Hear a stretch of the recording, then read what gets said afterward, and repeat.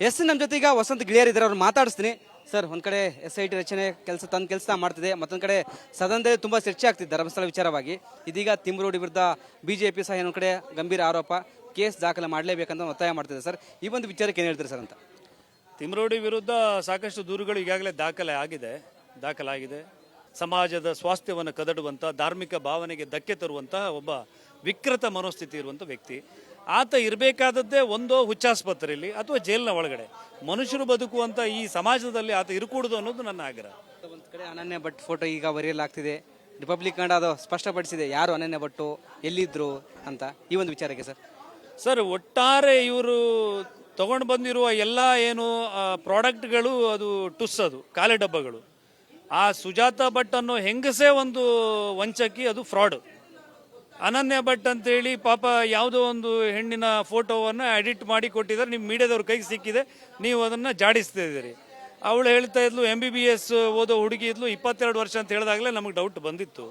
ನಾವು ಕೂಡ ಅನಧಿಕೃತವಾಗಿ ಮಣಿಪಾಲದಿಂದ ಮಾಹಿತಿಯನ್ನು ತಗೊಂಡಿದ್ವಿ. ಅಧಿಕೃತವಾಗಿ ಕೊಡಕ್ಕೆ ಬರಂಗಿಲ್ಲ ಅವರಿಗೆ, ಅಧಿಕಾರಿಗಳಿಗೆ ಕೊಡ್ತೀವಿ ಅಂತ ಹೇಳಿದ್ರು. ಹಾಗಾಗಿ ನಮ್ಮ ಸಂಪರ್ಕದ ಮೂಲಕ ನಾವು ತಗೊಂಡಿದ್ವಿ. ಆ ಥರದ ಹುಡುಗಿನೇ ಇಲ್ಲ ಅಂತೇಳಿ 2003ರಲ್ಲಿ ಬಾಳಿಗ ಅನ್ನೋರ ಜೊತೆ ರಿಪ್ಪನ್ಪೇಟೆಯಲ್ಲಿ ವಾಸ್ತವ್ಯದಲ್ಲಿದ್ದಂಥ ಈ ಹೆಂಗಸು ಒಂದು ಮೀಡಿಯಾಕ್ಕೆ, ಕಮಲವಾಣಿ ಅನ್ನೋ ಪತ್ರಿಕೆಗೆ ಹೇಳಿಕೆ ಕೊಟ್ಟಿದ್ರು. ಅವರು ನಮ್ಮ ಮಕ್ಕಳಿಲ್ಲ, ನಾಯೇ ನಮ್ಮ ಮಕ್ಕಳು ಅಂತೇಳಿ.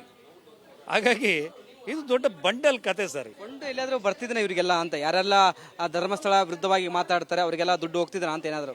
ಸರ್, ಕರ್ನಾಟಕ ರಾಜ್ಯದ ಎಲ್ಲ ಸಂಸದರಲ್ಲಿ, ಕಾಂಗ್ರೆಸ್ BJP ಅಂತಿಲ್ಲ, ಎಲ್ಲ ಸಂಸದರಿಗೂ ನಾವು ಪತ್ರ ಬರೆದು ಆಗ್ರಹಿಸುವುದು, ಇದನ್ನು NIA ತನಿಖೆಗೆ ಒಳಪಡಿಸಬೇಕು ಆಫ್ಟರ್ ಏನು SIT ಎನ್ಕ್ವೈರಿ. ಯಾಕಂದರೆ ಕುಕ್ಕರ್ ಬಾಂಬರ್ ಟಾರ್ಗೆಟ್ ಇದ್ದದ್ದು ಸಹ ಧರ್ಮಸ್ಥಳ ಅನ್ನೋದು ಈಗ ED ರಿಪೋರ್ಟಿಂದ ಗೊತ್ತಾಗಿದೆ. ಆಮೇಲೆ ನಿಮಗೆ ಭಾಳ ಮಹತ್ವದ ಅಂಶ ಏನಂತ ಹೇಳಿದರೆ, ಇದರ ಹಿಂದೆ ಒಡನಾಡಿ ಸ್ಟ್ಯಾನ್ಲಿ ಅನ್ನೋ ಮನುಷ್ಯ ಬಂದು ಸ್ಟೇಟ್ಮೆಂಟ್ ಕೊಡ್ತಾನೆ. ಆಮೇಲೆ ನಿಮ್ಮ ಶಶಿಕಾಂತ್ ಸೆಂಥಿಲ್ ಅವ್ರ ಹೆಸರು ಬರುತ್ತೆ. ರಾಜ್ಯ ಸರ್ಕಾರಕ್ಕೆ SIT ಮಾಡುವ ಉದ್ದೇಶ ಇಲ್ಲದೇ ಇದ್ದಾಗಲೂ ಕೂಡ ಸೆಂಟ್ರಲಿಂದ ಪ್ರೆಷರ್ ಕ್ರಿಯೇಟ್ ಆಗುತ್ತೆ, ನಮ್ಮ ರಾಜ್ಯದ ಮುಖ್ಯಮಂತ್ರಿಗಳಿಗೆ ಅನ್ನೋ ಮಾಹಿತಿ ಬರುತ್ತೆ. ಅಂದರೆ ಇದರ ಹಿಂದೆ ವ್ಯವಸ್ಥಿತವಾದಂಥ ಒಂದು ಜಾಲ ಇದೆ. ಇವತ್ತು ಧರ್ಮಸ್ಥಳ, ನಿನ್ನೆ ಶಬರಿಮಲೆ, ನಿನ್ನೆ ತಿರುಪತಿ, ನಿನ್ನೆ ಇಶಾ ಫೌಂಡೇಶನ್, ನಿನ್ನೆ ಸತ್ಯ ಸಾಯಿಬಾಬಾ ಅವ್ರ ಮೇಲೆ, ಅಂದರೆ ಹಿಂದೆ ಹೇಳೋದು, ನಾಳೆ ಉಡುಪಿ, ಶೃಂಗೇರಿ ಎಲ್ಲ ಹಿಂದೂ ಧಾರ್ಮಿಕ ಶ್ರದ್ಧಾ ಕೇಂದ್ರಗಳು ಇವರ ಟಾರ್ಗೆಟ್ಟು. ಹಾಗಾಗಿ ನಾವು ಇವತ್ತು ಎಚ್ಚೆತ್ತುಕೊಳ್ಳೋದಿದ್ರೆ ನಾವು ಇದನ್ನು ಇತಿಹಾಸದಲ್ಲಿ ಓದ್ತಾ ಹೋಗಬೇಕಾಗ್ತದೆ. ಮೊನ್ನೆ ಅಲ್ಲಿ ಮಾಡಿದ್ರು, ಮೊನ್ನೆ ಇಲ್ಲಿ ಮಾಡಿದ್ರು ಅಂತೇಳಿ. ಹಾಗೆ ನಾಳೆ ಆಗಬಾರ್ದು ಅನ್ನೋದಿದ್ರೆ ಇವತ್ತು ನಾವು ಎದ್ದು ನಿಂತು ಇದನ್ನು ಖಂಡಿಸಬೇಕಾಗತ್ತೆ. Thank you. ಇದಿಷ್ಟು ಪತ್ರಕರ್ತ ವಸಂತ್ ಗಿಳಿಯರ್ ಅವರ ಮಾತಾಗಿತ್ತು. ಕ್ಯಾಮ್ರಾ ಪರ್ಸನ್ ಕಾಂತರ ಜೊತೆ ವೀರೇಶ್, ರಿಪಬ್ಲಿಕ್ ಕನ್ನಡ, ಬೆಂಗಳೂರು. ನಮ್ಮ ಜೊತೆ ಈಗ ವಸಂತ್ ಗಿಳಿಯರ್ ಇದ್ದಾರೆ, ಅವ್ರು ಮಾತಾಡಿಸ್ತೀನಿ. ಸರ್, ಒಂದ್ ಕಡೆ SIT ರಚನೆ ತನ್ನ ಕೆಲಸ ಮಾಡ್ತಿದೆ, ಮತ್ತೊಂದ್ ಕಡೆ ಸದನದಲ್ಲಿ ತುಂಬಾ ಚರ್ಚೆ ಆಗ್ತಿದೆ ಧರ್ಮಸ್ಥಳ ವಿಚಾರವಾಗಿ. ಇದೀಗ ತಿಮ್ರೋಡಿ ವಿರುದ್ಧ ಬಿಜೆಪಿ ಸಹ ಇನ್ನೊಂದ್ ಕಡೆ ಗಂಭೀರ ಆರೋಪ, ಕೇಸ್ ದಾಖಲೆ ಮಾಡಲೇಬೇಕಂತ ಒತ್ತಾಯ ಮಾಡ್ತಿದೆ. ಸರ್, ಈ ಒಂದು ವಿಚಾರಕ್ಕೆ ಏನ್ ಹೇಳ್ತೀರಿ ಸರ್ ಅಂತ?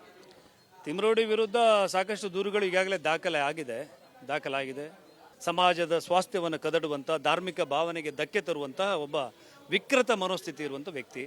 ಆತ ಇರಬೇಕಾದದ್ದೇ ಒಂದೋ ಹುಚ್ಚಾಸ್ಪತ್ರೆಯಲ್ಲಿ ಅಥವಾ ಜೈಲಿನ ಒಳಗಡೆ.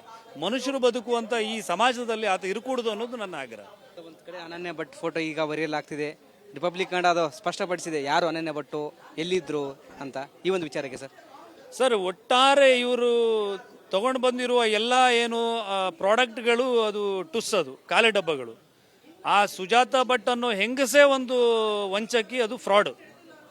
ಅನನ್ಯ ಭಟ್ ಅಂತೇಳಿ ಪಾಪ ಯಾವುದೋ ಒಂದು ಹೆಣ್ಣಿನ ಫೋಟೋವನ್ನು ಎಡಿಟ್ ಮಾಡಿ ಕೊಟ್ಟಿದ್ದಾರೆ, ನಿಮ್ಮ ಮೀಡಿಯಾದವ್ರ ಕೈಗೆ ಸಿಕ್ಕಿದೆ, ನೀವು ಅದನ್ನು ಜಾಡಿಸ್ತಾ ಇದ್ದೀರಿ. ಅವಳು ಹೇಳ್ತಾ ಇದ್ಲು, MBBS ಓದೋ ಹುಡುಗಿ ಇದ್ಲು, 22 ವರ್ಷ ಅಂತ ಹೇಳಿದಾಗಲೇ ನಮಗೆ ಡೌಟ್ ಬಂದಿತ್ತು.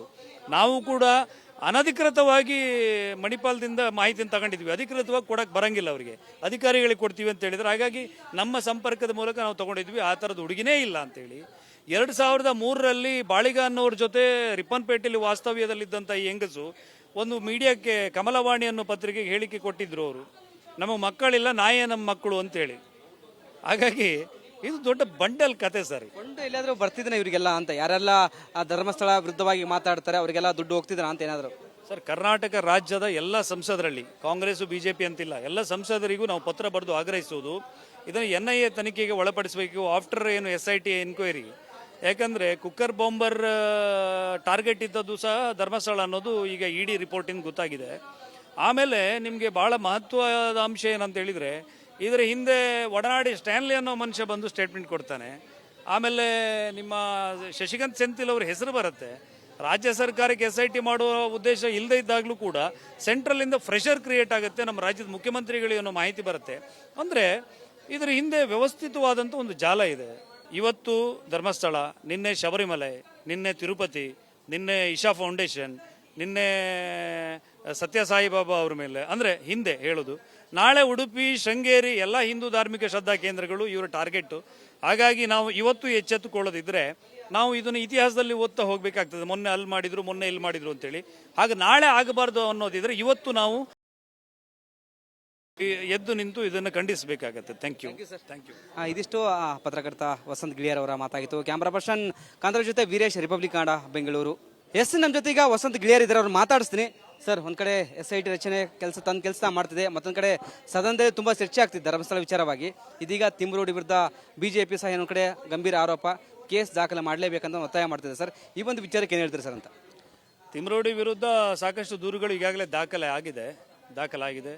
ಸಮಾಜದ ಸ್ವಾಸ್ಥ್ಯವನ್ನು ಕದಡುವಂಥ, ಧಾರ್ಮಿಕ ಭಾವನೆಗೆ ಧಕ್ಕೆ ತರುವಂತಹ ಒಬ್ಬ ವಿಕೃತ ಮನೋಸ್ಥಿತಿ ಇರುವಂಥ ವ್ಯಕ್ತಿ. ಆತ ಇರಬೇಕಾದದ್ದೇ ಒಂದೋ ಹುಚ್ಚಾಸ್ಪತ್ರೆಯಲ್ಲಿ ಅಥವಾ ಜೈಲಿನ ಒಳಗಡೆ.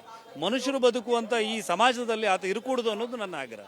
ಒಂದು ಕಡೆ ಅನನ್ಯ ಭಟ್ ಫೋಟೋ ಈಗ ವೈರಲ್ ಆಗ್ತಿದೆ. ರಿಪಬ್ಲಿಕ್ ಕನ್ನಡ ಅದು ಸ್ಪಷ್ಟಪಡಿಸಿದೆ ಯಾರು ಅನನ್ಯ ಭಟ್ಟು, ಎಲ್ಲಿದ್ರು ಅಂತ. ಈ ಒಂದು ವಿಚಾರಕ್ಕೆ ಸರ್, ಒಟ್ಟಾರೆ ಇವರು ತಗೊಂಡು ಬಂದಿರುವ ಎಲ್ಲ ಏನು ಪ್ರಾಡಕ್ಟ್ಗಳು ಅದು ಟುಸ್, ಅದು ಕಾಲೆ ಡಬ್ಬಗಳು. ಆ ಸುಜಾತ ಭಟ್ ಅನ್ನೋ ಹೆಂಗಸೇ ಒಂದು ವಂಚಕಿ, ಅದು ಫ್ರಾಡ್.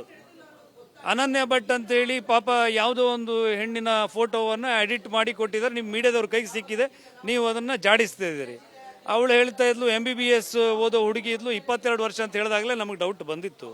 ನಾವು ಕೂಡ ಅನಧಿಕೃತವಾಗಿ ಮಣಿಪಾಲದಿಂದ ಮಾಹಿತಿಯನ್ನು ತಗೊಂಡಿದ್ವಿ. ಅಧಿಕೃತವಾಗಿ ಕೊಡಕ್ಕೆ ಬರಂಗಿಲ್ಲ ಅವರಿಗೆ, ಅಧಿಕಾರಿಗಳಿಗೆ ಕೊಡ್ತೀವಿ ಅಂತ ಹೇಳಿದ್ರು. ಹಾಗಾಗಿ ನಮ್ಮ ಸಂಪರ್ಕದ ಮೂಲಕ ನಾವು ತಗೊಂಡಿದ್ವಿ. ಆ ಥರದ ಹುಡುಗಿನೇ ಇಲ್ಲ ಅಂತೇಳಿ 2003ರಲ್ಲಿ ಬಾಳಿಗ ಅನ್ನೋರ ಜೊತೆ ರಿಪ್ಪನ್ಪೇಟೆಯಲ್ಲಿ ವಾಸ್ತವ್ಯದಲ್ಲಿದ್ದಂಥ ಈ ಹೆಂಗಸು ಒಂದು ಮೀಡಿಯಾಕ್ಕೆ, ಕಮಲವಾಣಿ ಅನ್ನೋ ಪತ್ರಿಕೆಗೆ ಹೇಳಿಕೆ ಕೊಟ್ಟಿದ್ರು. ಅವರು ನಮ್ಮ ಮಕ್ಕಳಿಲ್ಲ, ನಾಯೇ ನಮ್ಮ ಮಕ್ಕಳು ಅಂತೇಳಿ. ಹಾಗಾಗಿ ಇದು ದೊಡ್ಡ ಬಂಡಲ್ ಕತೆ ಸರ್. ಎಲ್ಲಾದ್ರೂ ಬರ್ತಿದ್ದಾನೆ ಇವರಿಗೆಲ್ಲ ಅಂತ, ಯಾರೆಲ್ಲ ಧರ್ಮಸ್ಥಳ ವಿರುದ್ಧವಾಗಿ ಮಾತಾಡ್ತಾರೆ ಅವರಿಗೆಲ್ಲ ದುಡ್ಡು ಹೋಗ್ತಿದ್ರ ಅಂತ ಏನಾದ್ರು? ಸರ್, ಕರ್ನಾಟಕ ರಾಜ್ಯದ ಎಲ್ಲ ಸಂಸದರಲ್ಲಿ, ಕಾಂಗ್ರೆಸ್ BJP ಅಂತಿಲ್ಲ, ಎಲ್ಲ ಸಂಸದರಿಗೂ ನಾವು ಪತ್ರ ಬರೆದು ಆಗ್ರಹಿಸುವುದು, ಇದನ್ನು NIA ತನಿಖೆಗೆ ಒಳಪಡಿಸಬೇಕು ಆಫ್ಟರ್ ಏನು SIT ಎನ್ಕ್ವೈರಿ. ಯಾಕಂದರೆ ಕುಕ್ಕರ್ ಬಾಂಬರ್ ಟಾರ್ಗೆಟ್ ಇದ್ದದ್ದು ಸಹ ಧರ್ಮಸ್ಥಳ ಅನ್ನೋದು ಈಗ ED ರಿಪೋರ್ಟಿಂದ ಗೊತ್ತಾಗಿದೆ. ಆಮೇಲೆ ನಿಮಗೆ ಭಾಳ ಮಹತ್ವದ ಅಂಶ ಏನಂತ ಹೇಳಿದರೆ, ಇದರ ಹಿಂದೆ ಒಡನಾಡಿ ಸ್ಟ್ಯಾನ್ಲಿ ಅನ್ನೋ ಮನುಷ್ಯ ಬಂದು ಸ್ಟೇಟ್ಮೆಂಟ್ ಕೊಡ್ತಾನೆ. ಆಮೇಲೆ ನಿಮ್ಮ ಶಶಿಕಾಂತ್ ಸೆಂಥಿಲ್ ಅವ್ರ ಹೆಸರು ಬರುತ್ತೆ.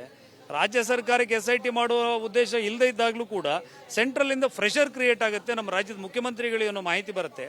ಅಂದರೆ ಇದರ ಹಿಂದೆ ವ್ಯವಸ್ಥಿತವಾದಂಥ ಒಂದು ಜಾಲ ಇದೆ. ಇವತ್ತು ಧರ್ಮಸ್ಥಳ, ನಿನ್ನೆ ಶಬರಿಮಲೆ, ನಿನ್ನೆ ತಿರುಪತಿ, ನಿನ್ನೆ ಇಶಾ ಫೌಂಡೇಶನ್, ನಿನ್ನೆ ಸತ್ಯ ಸಾಯಿಬಾಬಾ ಅವ್ರ ಮೇಲೆ, ಅಂದರೆ ಹಿಂದೆ ಹೇಳೋದು, ನಾಳೆ ಉಡುಪಿ, ಶೃಂಗೇರಿ ಎಲ್ಲ ಹಿಂದೂ ಧಾರ್ಮಿಕ ಶ್ರದ್ಧಾ ಕೇಂದ್ರಗಳು ಇವರ ಟಾರ್ಗೆಟ್.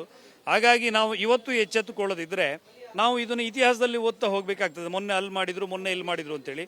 ಹಾಗೆ ನಾಳೆ ಆಗಬಾರ್ದು ಅನ್ನೋದಿದ್ರೆ ಇವತ್ತು ನಾವು ಎದ್ದು ನಿಂತು ಇದನ್ನು ಖಂಡಿಸಬೇಕಾಗತ್ತೆ. Thank you.